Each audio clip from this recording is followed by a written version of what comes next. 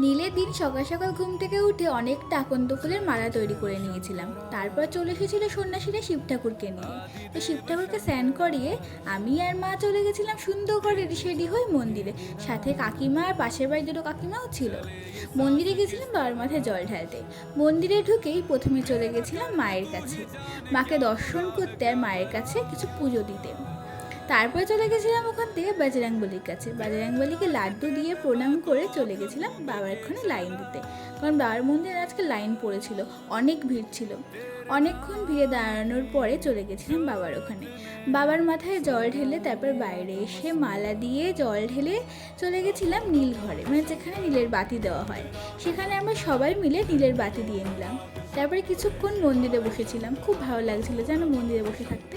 তারপরে বাইরে এসে একটু বড় জল খেয়ে নিলাম। তারপর চলে গেলাম বাড়ি। তো বাকি ব্লগে দেখাবো যে সন্ধ্যেবেলা কী করলাম।